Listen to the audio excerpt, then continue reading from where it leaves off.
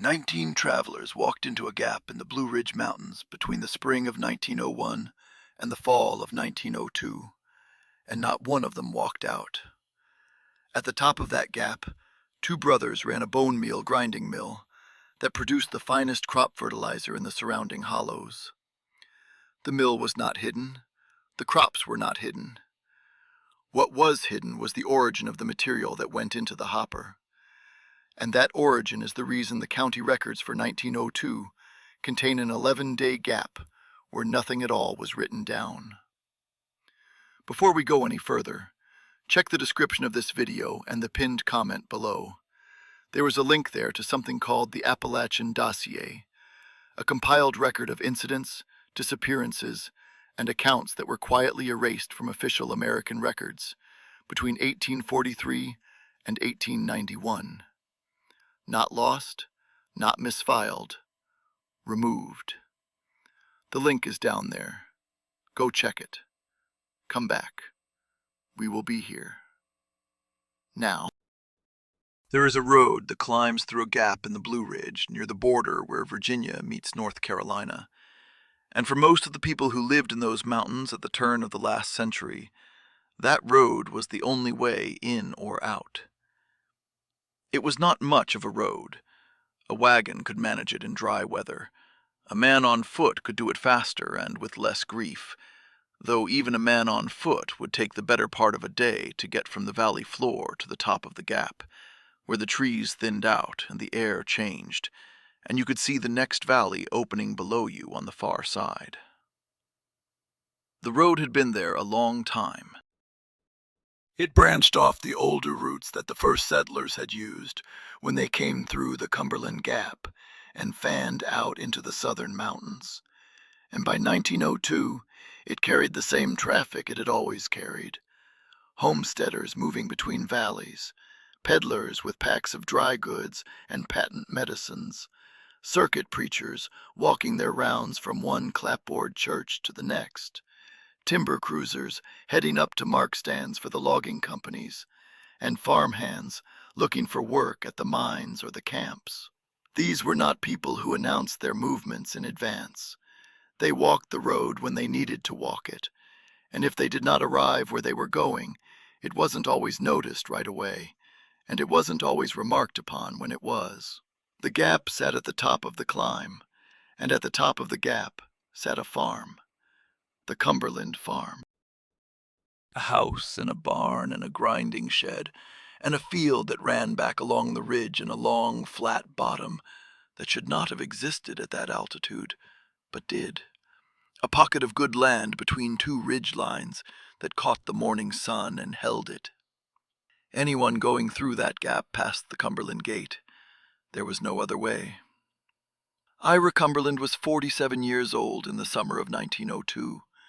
He was tall for those mountains, 6'1", narrow through the shoulders, with a long, sunburnt face and a beard he kept close with a straight razor every Sunday, whether the water was hot or not. His hands were the hands of a man who had spent his whole life working them against wood and stone and iron, the kind of hands that did not quite uncurl all the way when they rested on a table. He had a soft voice. He almost never raised it.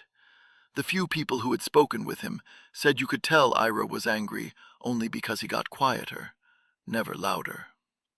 Samuel Cumberland was 41. He was the younger brother by 6 years, and he looked like what Ira might have looked like if Ira had been fed more and worked less. Samuel was broader across the chest, and he kept no beard at all. He was the one who kept the books, the one who walked down the mountain once a season to buy supplies from the general store in Burnsville, the one who counted and recorded and wrote things down in a small, precise hand. The brothers had inherited the farm from their father in 1878. Their father had been a bone grinder, not the kind of bone grinder the title of this story suggests, but the ordinary kind, the kind that was common in mountain agriculture throughout the 19th century. He had kept a grinding apparatus behind the barn, and he had fed it animal bones, the bones from his own livestock, and the bones he collected from deer and bear that died in the woods, or were killed by hunters and left to rot where they fell. He treated the ground bone with sulfuric acid to make superphosphate, and he spread the superphosphate on his fields, and his crops were better for it. This was a trade practiced by thousands of farmers across America. There was nothing unusual about it. What became unusual was what the sons chose to grind after the father was gone and the soil began to fail. The Cumberland farm produced the finest tobacco and the fullest corn in 3 counties. Other farmers in the hollow couldn't understand it. The soil in those parts was tired, depleted by decades of the same crops pulled out of the same ground without enough given back. But the Cumberland fields grew tall and dark and heavy with yield, and the brothers didn't explain how, and no one pressed them for an explanation, because no one was invited onto that farm to ask. The brothers spoke to almost no one. They turned away peddlers at the gate. They refused the circuit preacher when he came through. Samuel went down the mountain to the store in Burnsville 3 or 4 times a year, and what he bought was always the same: salt, kerosene, seed, and sulfuric acid. The acid came in glass jugs, 2 or 3 at a time, and the storekeeper noted the quantity because it was more than any other farmer in the hollow was buying, and the storekeeper could not think of what a man with no livestock and no orchard would need that much acid for. But he didn't ask, because the Cumberland brothers paid in cash, and they paid on time, and they didn't invite questions. The woman who delivered eggs to the farm once described Samuel's face to a neighbor. She said he watched her from the porch while she set the basket down, and the expression on his face was not suspicion or hostility or anything she could name easily. She said it looked like he was counting something she could not see. The first traveler to go missing on the road through the Cumberland Gap was a peddler named Elias Hook. He was 52 years old, and he walked that road twice a year, every year, in the spring and the fall, carrying a pack of dry goods and notions and patent medicines that he sold to the families scattered through the hollows on both sides of the mountain. He had been walking that route for 15 years. The storekeeper in Burnsville expected him the way he expected the mail. When Hook did not arrive in April of 1901, the storekeeper assumed Hook had taken a different pass or decided to stay another week in the last hollow. Peddlers did that sometimes. The road was long and the weather was uncertain, and a man could change his mind about which way to go. No search was organized. No one was alarmed. A peddler missing from his rounds was not the same thing as a neighbor gone from his home. Hook had no wife waiting for him. He had no fixed address. He was a man who existed in the spaces between destinations, and when he failed to arrive at one of them, the absence was noted, but it was not felt. Over the next 14 months, more travelers failed to arrive. A widow named Ada Purcell, 36, moving her household goods by wagon from one valley to another with her 2 children. A timber cruiser named Jed Harlan, 29, hired by a lumber company to mark stands on the northern ridge. A young man named Thomas Cade, 23, carrying a letter of introduction to a mine foreman in the next county. A circuit preacher named William Gentry, 58, who walked the mountain roads on a schedule that the churches along his route knew by heart. One by one, they walked up the road through the gap, and one by one, they did not walk down the other side. But the disappearances were not connected, because no one was keeping a list. The mountain swallowed people. It had always swallowed people. A man could step off the road to relieve himself and never find his way back. A woman could lose a wheel on a wagon and wait days for help. The land was steep and the forest was thick, and the distances between settlements were measured in hours, and a person who failed to arrive was assumed to have turned back, or taken another route, or found something else to do with their life rather than finish the journey they had started. This was the assumption, and it held for more than a year, because the gap was just a road, and people passed through it. They did not stop. Stop me here for a second. I want to tell you something about bone meal, because without understanding what it was and what it meant, What the Cumberland brothers did will sound like a thing that came out of nowhere. And it did not come out of nowhere. It came out of one of the largest agricultural industries in the Western world. By 1815, England was importing bones from the rest of Europe in such enormous quantities that people on the continent started complaining that England was robbing every other country of its fertility. The English farmers had discovered that ground bone, spread on exhausted soil, could restore it. The demand was insatiable. Then, in 1842, a chemist named John Bennett Laws found that if you treated bone meal with sulfuric acid, the phosphorus in the bone became available to plants almost immediately instead of slowly, and the resulting fertilizer, called superphosphate, made crops respond as if the soil had never been tired at all. Farmers could not get enough of it. The price of bones climbed. The demand outstripped every supply that Europe could provide. In America, the supply came from the plains.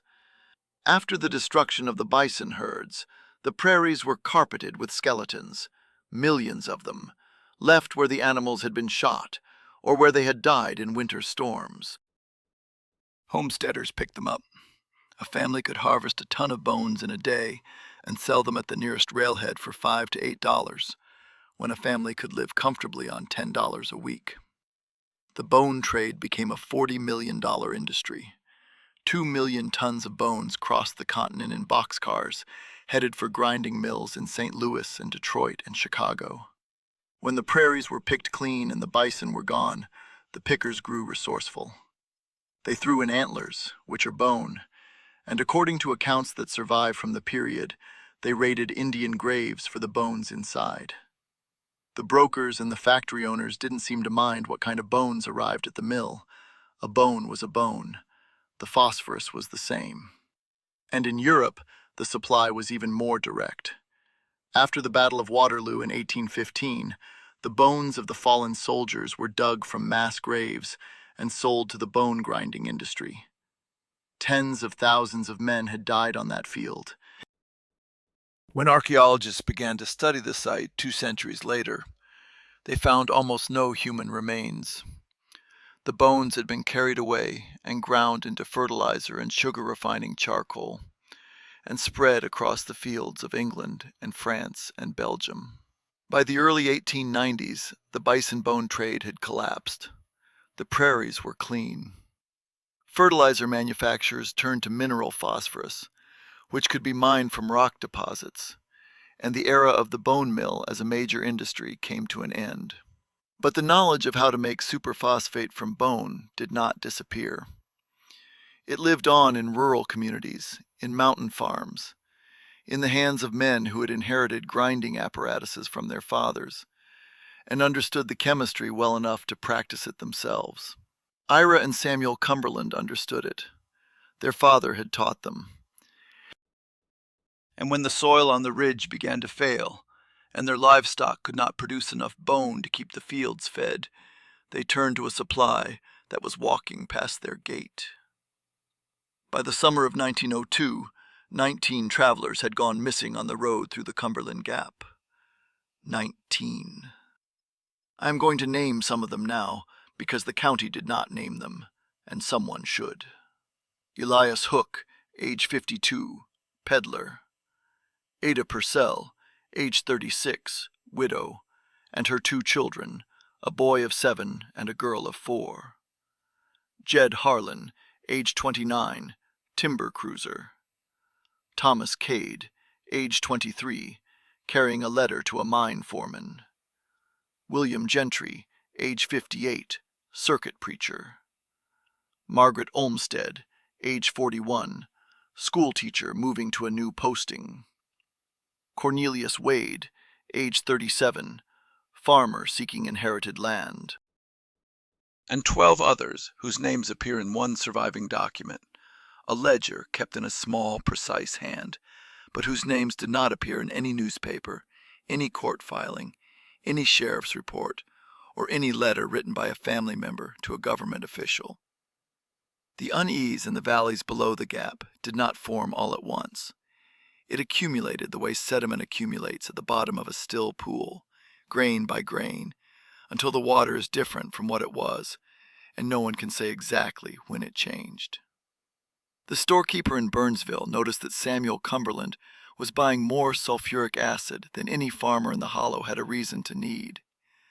The mail carrier, who walked the road once a week, remarked to his wife that the Cumberland fields were producing more tobacco per acre than any patch of ground that depleted had a right to, and he said it the way a man says something that puzzles him, but does not yet trouble him.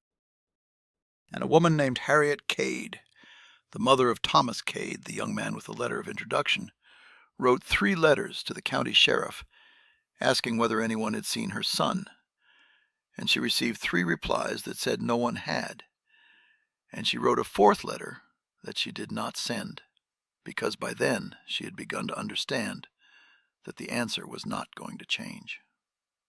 The soil in the Cumberland fields was dark and rich in a way that the other fields in the hollow were not. This was visible from the road. Anyone passing the gate could see it. The tobacco grew taller, the corn stood thicker, the root vegetables were larger than any the hollow had produced since the first settlers broke the ground 60 years before. And no one asked what was feeding it, because the Cumberland brothers were not men who invited questions, and the answer, if it had been given, would have sounded like something no one wanted to hear. But I am getting ahead of myself. Before we go any further, this story is being told to you by the voice of the Ridge. If you have made it this far without subscribing, tap that button now. And if you are hearing this on a channel that is not ours, someone has taken our work without permission. Report it for us. Now, back to the Gap. Sheriff Amos Dent was 53 years old in the summer of 1902, and he had held the office for 11 years, which in those mountains meant he was competent enough not to offend anyone, and not ambitious enough to chase trouble that did not come looking for him first. He was a farmer's son. He knew what a bone mill looked like, and he knew what sulfuric acid was used for, and he knew that some men kept to themselves for reasons that were nobody's business, and some men kept to themselves for reasons that were everybody's business, and telling the difference required a kind of curiosity that his office had never demanded of him.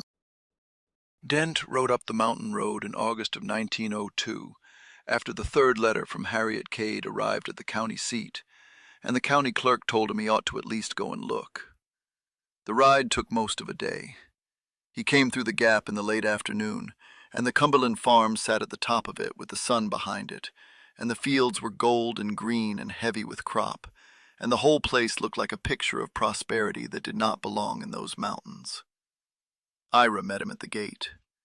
Ira was polite in the way that a man is polite when he has been expecting a visit, and has decided in advance what he will say.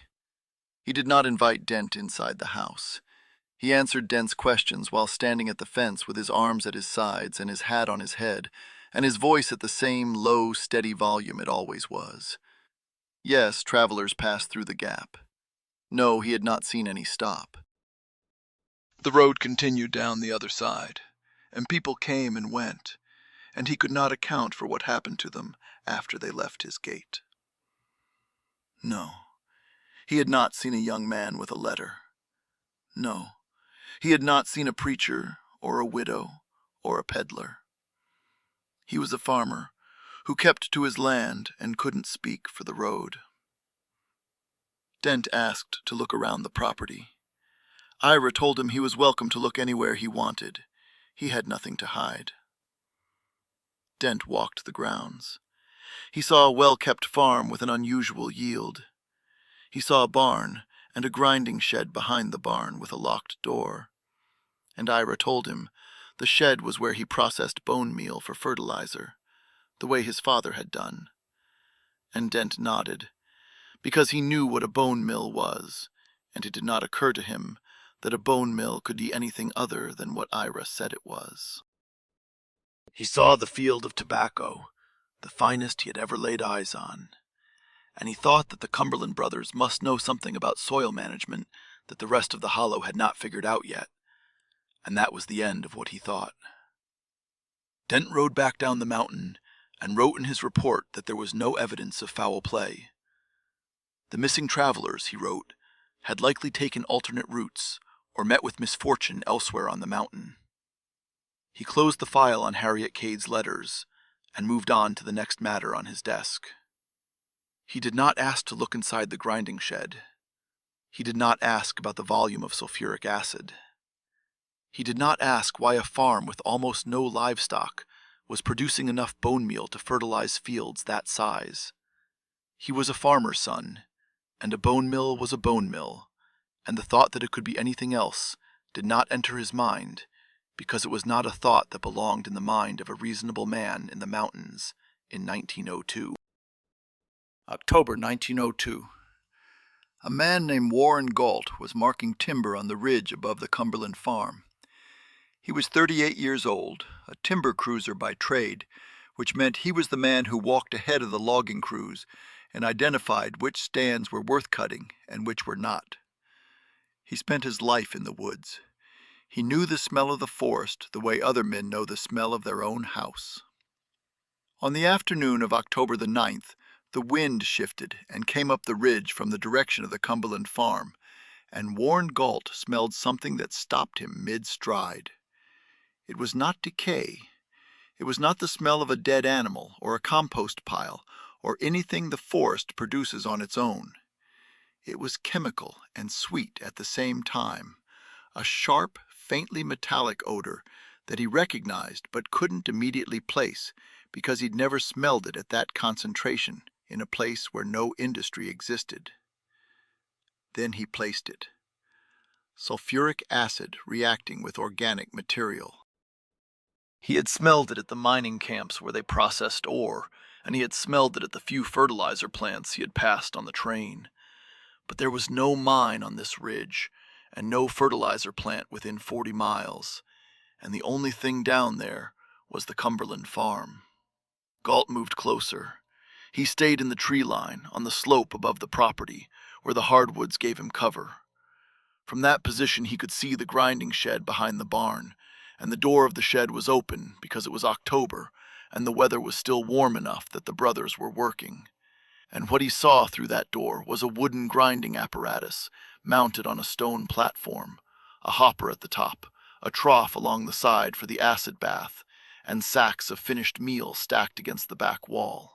And he saw something else. The material going into the hopper wasn't shaped the way animal bone is shaped. Galt had been in the woods his entire adult life.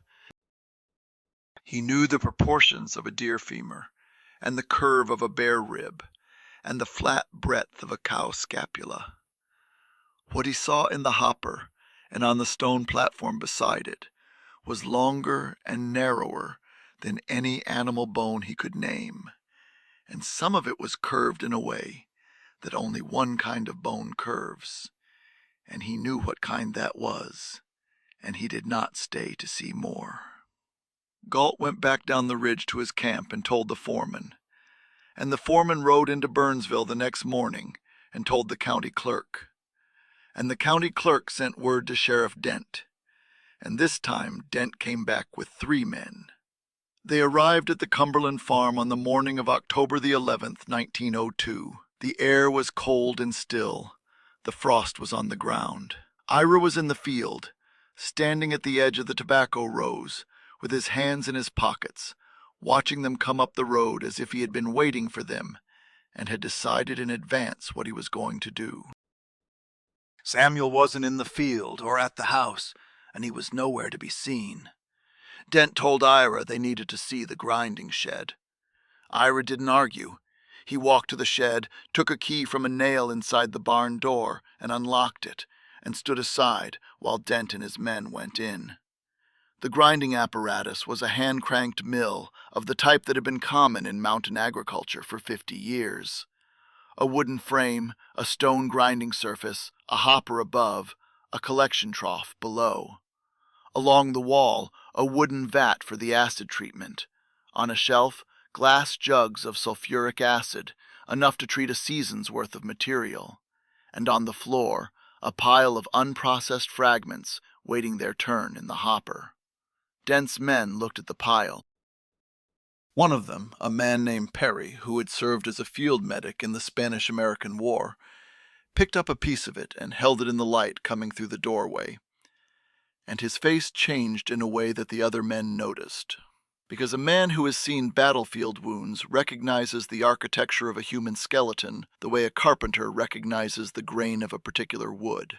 And what Perry was holding was a section of human rib. They searched the pile. They found a jawbone with the teeth still in it, and the teeth were not the teeth of any animal. They found a fragment of pelvis that was too wide and too curved for livestock. They found a piece of femur that measured longer than any deer or cow femur should measure, and the medullary cavity inside it was the size that only a human long bone produces. Then they went to the field. The field behind the barn was where the finished bone meal had been spread, season after season, year after year, mixed into the topsoil with a harrow and watered in with rain. The soil was darker and richer and softer than any other soil in that hollow, and it was dark and rich and soft because it had been fed with something that no other field in those mountains had been fed with. They dug. In the field they found more fragments, bones that had been partially ground and discarded, either because the mill could not reduce them or because the process was interrupted. Bones that had been broken by hand, snapped across a stone edge, but not yet processed. And in one corner of the field, beneath a layer of topsoil that had been turned recently enough that the grass had not yet grown back over it, a shallow grave, containing the remains of a woman, partially clothed, with a copper brooch pinned to the collar of a dress that the storekeeper in Burnsville later identified as belonging to Ada Purcell, the widow who had been moving her household goods through the gap with her 2 children. Ada Purcell had not been processed.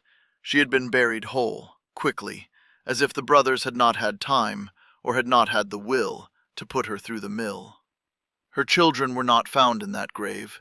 They were found, or parts of them were found, in the pile beside the mill, and the parts that were found were enough to know, and the parts that were not found were in the soil, and the soil would not give them back.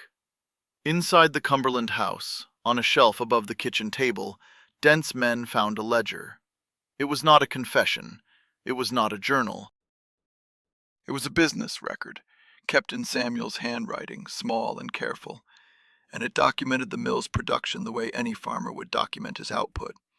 Date, material input in pounds, volume of acid applied, yield in finished meal, and the field where the batch was spread. The entries didn't name the travelers, but used abbreviations instead. M50s meant a male, approximate age 50s. F30s plus 2 meant a female, 30s, with 2 additional units, which in the context of what was found in the field could only mean 2 children. M20's letter meant a young man carrying a letter, and anyone who had read the correspondence from Harriet Cade would know which young man that was. M60's circuit was the preacher. There were 22 entries in the ledger. 22, not 19, 3 more than the number of travelers anyone had reported missing. 3 people who had walked through the gap and vanished, and whose absence had not been noted by anyone, because they had been people like Elias Hook, people who lived in the spaces between destinations, people for whom not arriving somewhere didn't mean that something had happened to them. It only meant that they had gone somewhere else, or changed their minds, or found a different road to walk. The mountains were full of roads, and not all of them led to the same place, and a person who didn't arrive wasn't always a person who had been prevented from arriving. Sometimes a person who didn't arrive was simply a person who had decided to go somewhere else, and that was what everyone had assumed, and that assumption had held for more than a year, and it had held because it was easier to assume than to climb the mountain and look behind a locked door. The ledger also contained a separate section documenting the crop yields per field, per season. Tobacco yield per acre, corn bushels per row, root vegetable weight per hill. The numbers were meticulous and complete, covering every season from 1899 through the fall of 1902. And they told a story that was the inverse of the one told by the abbreviations. As the number of entries in the production log increased, the crop yields climbed. The more material went into the hopper, the more came out of the ground. The Cumberland farm was a model of agricultural efficiency, and the record of its inputs was as careful as the record of its outputs, and that was the part the dense men could not stop talking about afterward. Not the bones and not the abbreviations, but the precision of the accounting, because the precision was the thing that made it worst. In the earlier entries, Samuel's handwriting was steady and even, the writing of a man recording facts he had accepted. In the later entries, the letters leaned forward, as if the pen were being pushed by a hand that had begun to hurry, and the lines ran slightly crooked, as if the writer could not quite hold himself still. The change happened somewhere around the 14th entry. No one marked the date, but the shift was there, visible on the page, in the way that a man's handwriting changes when the thing he is writing down has begun to weigh on him in a way that his hand can no longer disguise. Now, let me get back to Samuel, because the ledger told Dent what the brothers did, but it did not tell him why, and the why is the part that makes it hardest to stop thinking about after you have heard it. Samuel Cumberland was found 2 days later in a hunting shelter on the ridge above the farm, a lean-to of pine poles and a canvas tarp that someone had built years before for deer season. He had the ledger with him. He couldn't explain why he had taken it and not destroyed it. He told Dent it was the only honest thing we ever wrote. Ira didn't confess. He sat in the county jail in Burnsville and said nothing. He ate the food they gave him. He slept on the cot they provided. He answered no questions and made no statements, and showed no emotion that anyone could identify. His silence was not the silence of defiance. It was the same silence he had always carried, the silence of a man who had never had much to say, and now had even less. And the men who guarded him said that the quiet was not different from the quiet of any other prisoner, except that it was more complete, as if Ira had decided at some point that he was done with language altogether and was not going to start again for anyone. Samuel talked, not eagerly and not freely, but methodically, as if he were reading from the ledger aloud, translating the abbreviations back into the names and circumstances they represented. He said the bone mill had been their father's, originally for animal bones, and it had worked well for years, but when the father died and the livestock dwindled and the soil began to fail, Ira had looked at the road, and the road had given him an answer. The first one was a man whose name Samuel did not record because the ledger did not yet exist, a drifter who stopped at the gate to ask for water on a hot afternoon in the summer of 1899. Ira hit him with a mattock. Samuel didn't see the killing. He came out of the house afterward and found Ira dragging the body toward the grinding shed, and he didn't stop him. And that was the decision that the rest of it followed from, the decision not to stop, because the crops that season were the best they had ever produced, and the next season the soil was already asking for more. The pattern established itself. Ira chose the travelers. He chose the ones who were alone, the ones who had no one waiting at a specific destination, the ones who would not be immediately missed. He watched the road from the porch, the way Samuel watched the egg woman, counting what no one else could see. And when a suitable traveler came through, Ira went to the gate. Samuel processed the remains. That was the division of labor. Ira killed and Samuel ground, and the mill ran 4 to 6 times a year, depending on the planting schedule. And the ledger recorded each batch, and the fields grew, and the sulfuric acid came in glass jugs from the store in Burnsville. And the storekeeper didn't ask what it was for, and the sheriff didn't ask to look inside the shed, and the road carried a steady supply of material past the gate, and the land, as Ira said once, did not care. Samuel told Dent that Ira had said it to him only once, but once was enough. He said Ira was standing at the hopper, feeding a batch, and the batch was still warm from the acid, And Ira looked at the meal coming out the bottom of the mill and said, "A bone is a bone. The land does not care which kind it receives." And Samuel wrote that down in the ledger, not as a confession, but as a principle, the way a farmer writes down the reason he rotates his crops, or the reason he plants after the full moon. And he didn't argue with it, because arguing with it would have meant stopping, and stopping would have sent them back to soil that couldn't produce, and poor soil in a hollow at the top of a gap, where no one came and no one cared, and the road only carried people past, never to them, meant being hungry and forgotten, and the only thing the land had ever given them freely was the knowledge of how to make it grow. Are you still with me? Because what comes next is not the part where justice arrives. It is the part where the record goes dark.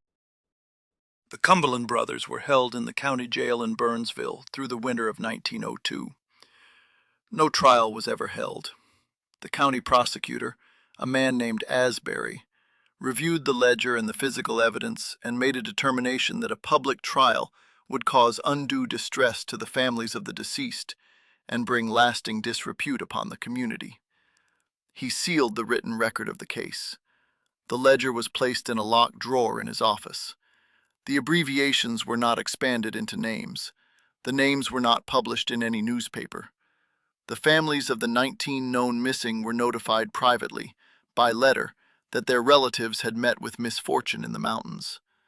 The wording was careful, and it was final, and it was all that any of them received. The 3 additional names, the 3 that no one had reported, were entered into no record at all. They existed only in the ledger, and the ledger was locked away, and the locked drawer was in an office in a county seat in the Blue Ridge Mountains in 1902, and the county seat was 2 days' ride from anywhere that might have asked to see it, and nobody asked. On the night of January the 14th, 1903, a group of men arrived at the jail. The single surviving note in the sheriff's files, a handwritten line on a scrap of paper that was never entered into any official log, describes them as approximately 12, identities unknown. They entered the jail. They removed the Cumberland brothers from their cells. They carried them up the mountain road to the ridge above the gap where the farm still sat, and they hanged Ira and Samuel from the oak tree that stood at the edge of the Cumberland field. The tree was cut down the following spring and burned. The farmhouse was razed. The barn was dismantled. The grinding apparatus was broken with sledgehammers, and the pieces were carried to the river and dropped into the deepest pool the men could find. The field was ploughed under and left fallow. The bone meal that had already been spread in the soil could not be removed. It was in the ground. It had been there for 3 seasons, mixed into the topsoil, broken down by rain and root and microbial action into its constituent elements, phosphorus and calcium, and the mineral residue of what had once been 22 people who walked through a gap in the mountains and did not walk out. The next family to farm that land arrived in 1905, and they reported extraordinary yields in the first 2 seasons. Tobacco and corn, like nothing the Hollow had seen since the Cumberland brothers were alive, and they did not understand why, and no one told them. By the 3rd season, the soil had returned to the depleted condition common to the rest of the Hollow, the same tired ground that every other farmer in those mountains fought against every year, and the land was ordinary again, and the Cumberland farm was a clearing on a ridge that no one visited, and the oak stump was rotting, and the road through the gap was still there, still carrying travelers from one side of the mountain to the other, and the mountains were still keeping their secrets the way they always had. The county records for 1902 contain no mention of the Cumberland farm, the bone mill, or the brothers. The jail intake log for January 1903 shows no entries between January the 10th and January the 20th. The gap is 11 days long, and nothing fills it. Not a name, not a charge, not a note, not a mark.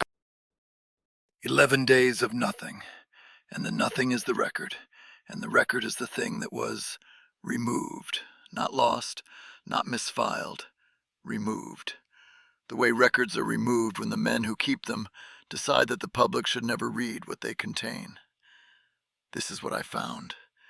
And the part that stays with me isn't the mill, or the ledger, or the abbreviations, but the silence after, the 11 days of nothing where the writing should be. Because a gap in a record isn't the same thing as a gap in a road, and a man who sees nothing written where something should be written knows that someone decided the page was better off blank. And that decision is itself a kind of writing, and it says something the words it replaced never could. If you are still with me, and I hope you are, tell me in the comments where you are listening from. The town, the country, the road if there is no town. I read every one of them.